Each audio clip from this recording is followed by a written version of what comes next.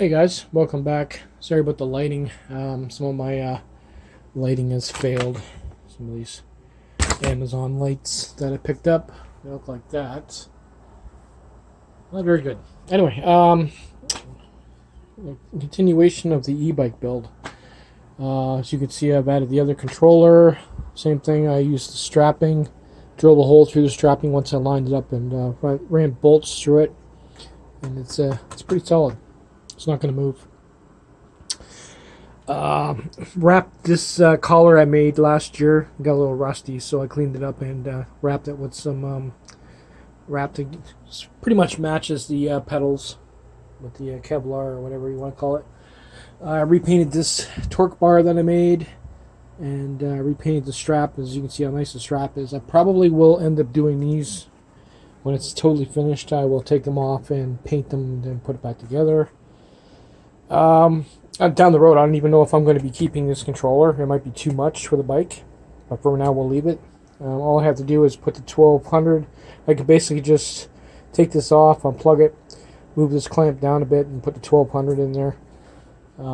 It should be interesting to see when you got an 80 amp and a 35 amp controller working at the same time. It might be too much for the battery, but we'll find out. This is finally cured. It's not going anywhere. Everything is glued down, including the shunt. It's ready to go for wiring. I'm not going to send the wires up the back for the battery packs until I have those built and ready to go, and figure out where I'm going to put the actual connectors itself and what type of connectors I'm going to use. The lighting still has to be done. I haven't even got that far yet. That has to be wired up and run through the wiring harness. I'm just started working on the fender. I drilled an extra hole here to make up the gap here, and I'm going to drill another hole down there for the bottom where it connects down there. Got to line this up and try and get these old clips to work that came with it.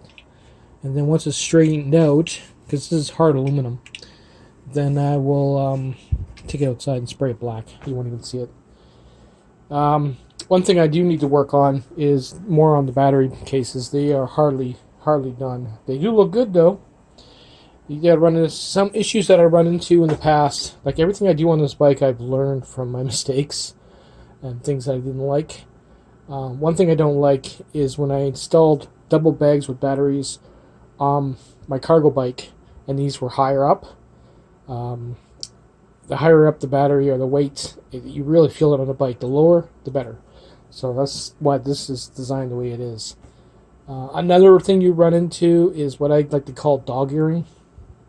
When you're riding along and you hit a bump on an angle, and your cargo or these here will start going like this. That's bad, because what's going to happen is you hit a big bump and they go like that, and then they slam down like that. Puts a lot of strain on your connector here, which they can just snap right off, given how hard they hit. I actually have found a solution. Actually, two of them, actually. Originally, I grabbed this metal here, and I was going to make 4 of these straps that would bolt to the back of the battery case. And then this part here would sit on the railing on the inside there and keep it from basically lifting up like that.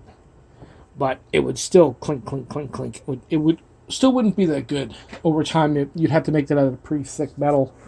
And over time, it would probably fail. So that was another idea that I decided to not go with. I actually found something on Amazon. I'll take you upstairs and show you in a minute. Basically, it's a clip that's adjustable that you would bolt from either down here or up here. And then another clip that goes here with 2 screws and bolts. And it's adjustable where you can adjust the tension, how hard it's going to pull on the whatever you're trying to clamp down, and it won't move. This will be totally solid. If anything, I'm not even going to use this piece of aluminum here. Like I said, I only glued it in there. That's going to be a solid chunk of rubber, and this will be so solid it'll literally be part of the bike. It will have zero movement. And then just to get it off, all I have to do is lift this little lever to take the clip off, and then I can lift it off. But it's a better idea than trying to make these. Like I've seen these on motorcycle cargo, things like that. And I guess they work if they're thick enough, but they're still going to move around. Another idea I had would have been a little bit more complicated, was to take some metal like this and weld a tube in the middle of that, and then on the back of the battery case have another tube that would slide into another tube, and maybe line the one tube with rubber so it doesn't jiggle around. A lot of work for that. Another idea that you could potentially use, but I'm not going to do it. My solution is much better. Yeah, other than that, I got a hell of a lot of wiring to do, and then I have to test all the wiring. Yeah, and then I have to figure out when I'm going to get to the other wheel and get started with that. But like I said, everything I've done on the bike this far over the years, I've learned from my mistakes.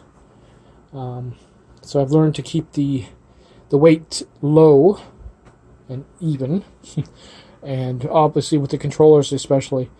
If I put all of that on the back, it would be too much. This evens it out.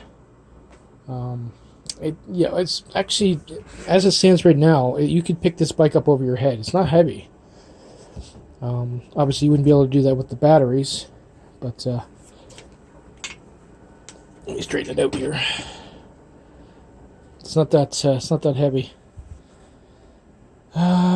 Anyway, let's take you upstairs and show you the clips I'm going to use and call it a day. I'm not really going to do any work on it today.